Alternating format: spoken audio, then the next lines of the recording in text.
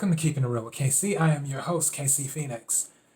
All right, it is officially the weekend doing the Keeping It Real with KC show. I told you guys I planned on doing a Wacky News weekend, and I looked at my spreadsheet. I haven't done a Wacky News weekend in 2 months. The last Wacky News weekend I did was at the beginning of February.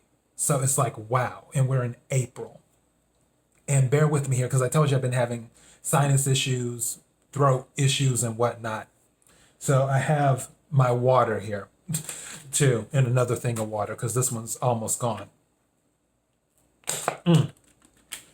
Okay. So yeah, with the Wacky News weekend, for those who may be new to the podcast, what I do is I go through a lot of news stories that are kind of crazy. And I pick out the ones that stand out to me. And usually I do 2 or 3. For this one, I did 3 that I plan on reading. And I was like, once I had seen them, I was like, oh yeah, I have to read these.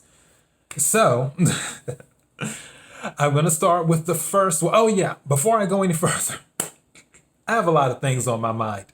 Okay, before I go any further, KIRWKC.com, main podcasting platform. Also, this podcast is carried on Apple, Spotify, Google, Pandora, iHeartRadio, Bullhorn, Overcast, and several other podcasting platforms. KIRWKC on all the social media platforms. Feel free to follow, subscribe, like, what have you.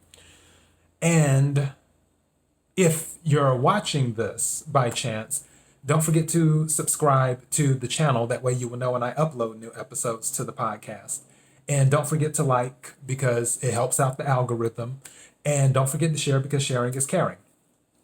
Okay, I think I covered everything social media wise. So let me go ahead and get to this. So it says New Mexico man finds 15,000 bees in his car. And it says, you're driving your car when suddenly you notice movement out of the side of your ear. And then you hear the buzzing. A bee has gotten into your car.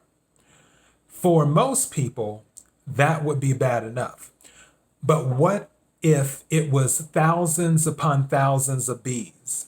This nightmare scenario befell a New Mexico man when he returned to his vehicle after a brief shopping trip. Inside, he found a gigantic swarm of 15,000 bees. How the bees got into the car is a mystery. Yeah, because I'm trying to figure this out myself. But what's even more mysterious is how the man didn't notice them until he started driving. You know what? This is just my opinion. I'm starting to feel like this was a setup. I'm really starting to feel like this was a setup. The man had made a short 10-minute at an Albertsons in Las Cruces, New Mexico, in the hot weather. He left the window of his Buick open as he headed to the store. Once he had what he needed, the man came back to his car. He loaded his groceries into the trunk, got into the driver's seat, and started to drive off. Then, in what will probably be one of the biggest WTF moments in his life, he noticed them, a swarm of thousands of bees in his back seat. The man quickly got out of the Buick, as any reasonable person would. He was then left with a dilemma. What in the world was he going to do about the bees? He called 911 because he didn't know what to do, said Jesse Johnson, a firefighter and paramedic with Las Cruces Fire Department. Johnson, whose hobby is beekeeping, said he had just finished the family barbecue when he got a call from the LCFD. Aware of his hobby, the department asked if the off-duty firefighter could go and take a look at the car. Concerned for the well-being of the insects, Johnson was ready for action. I'll do anything to keep people from killing the bees, the enthusiastic beekeeper said. Okay. He quickly packed up his bee gear and headed over. After assessing the situation, Johnson knew what to do. He donned the beekeeper's helmet and protective jacket. Then he pulled out an empty hive box that had been pre-treated with lemongrass oil. It really mimics the scent of the queen, he explained. Okay, so we learned something new today. Lemongrass oil mimics the scent of a bee queen. So anything with lemongrass oil, be careful because you might attract bees. Johnson approached the vehicle with the box and spent the next half hour loading the bees into it. He said that he could have probably done it in 10 minutes, but he wanted to make sure he wouldn't harm the insects. Finally, all the 15,000 bees were safely stored in the box. Johnson then relocated them to his property to keep company to his existing 4 hives. I'm not going to read the rest of this, but I honestly believe with this particular story, there is no way that 15,000 bees just end up in somebody's car. Like, if you went to the store, you have to think about this because bees, yeah, they go in swarms and they do other things. He went inside the store for 10 minutes. There's more to the story. I don't know if something later might come out down the line. There's more to the story. I feel like this might have been a joke or something. I don't fully know, but I know there's more to the story. Something isn't adding up here. So yeah, I just want to throw that out there for my little 2 cents. So that's the 15,000 bee story for those who are listening or watching. Okay, now the second story, the disturbing everyday life of a pet leech owner. Some people like their pets on the more exotic side. You can find birds, reptiles, even spiders and insects in most big pet stores. For the most part, these are fairly harmless creatures. But then there are the people who keep leeches as pets. I had to shake my head for a second. Okay, let me finish reading this. And if that's not weird enough for you, it gets better, or worse actually. Some of them feed their little pet abominations with their own blood. You read that right. There are people that grow leeches, let them suck on their blood when it's mealtime. Yeah, this is awkward. It's not like we're in a place to criticize how anyone wants to live their lives, but couldn't you have gotten some fish or something? Is what they're saying in the article. One anonymous leech keeper told Science Alert about their little pets. According to the publication, the person wanted to stay nameless to avoid online harassment.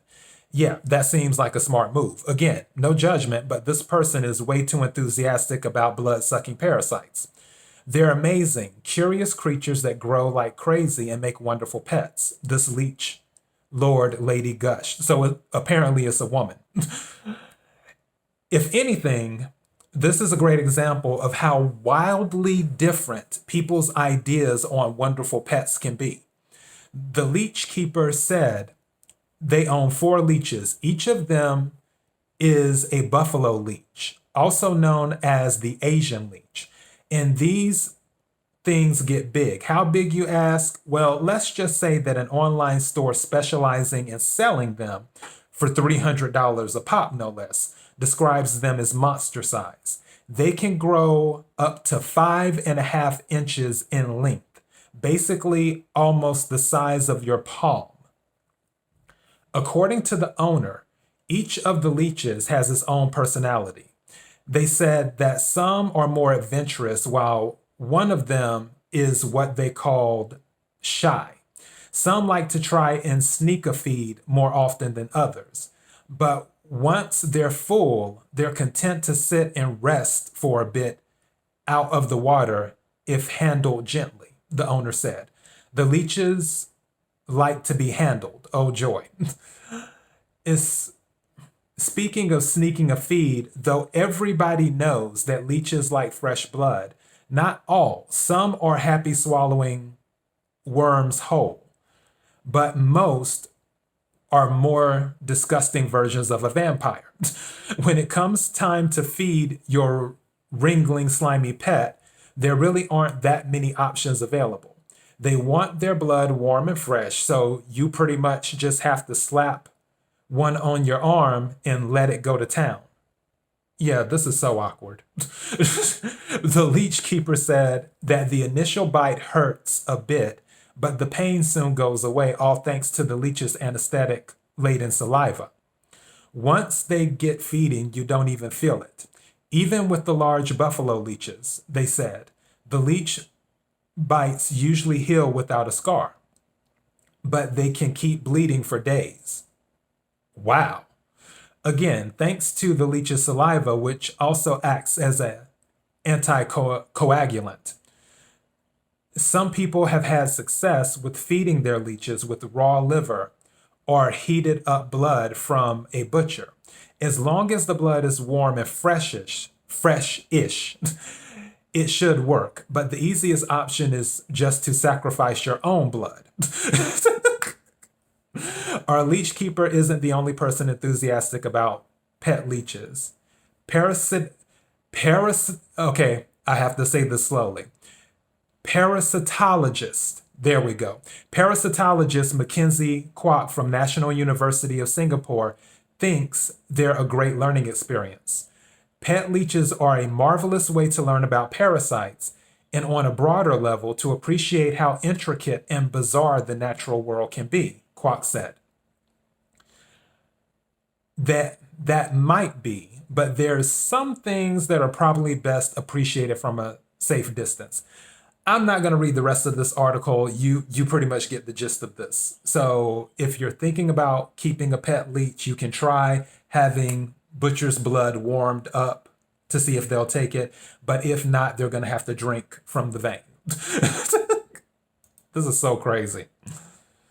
All right, and for the final story that I'm about to read, mother sends deep fake nudes to get daughter's cheerleading rivals kicked off the team. Note to any parents out there, this is not how to show support for your kid, is what they say in the article.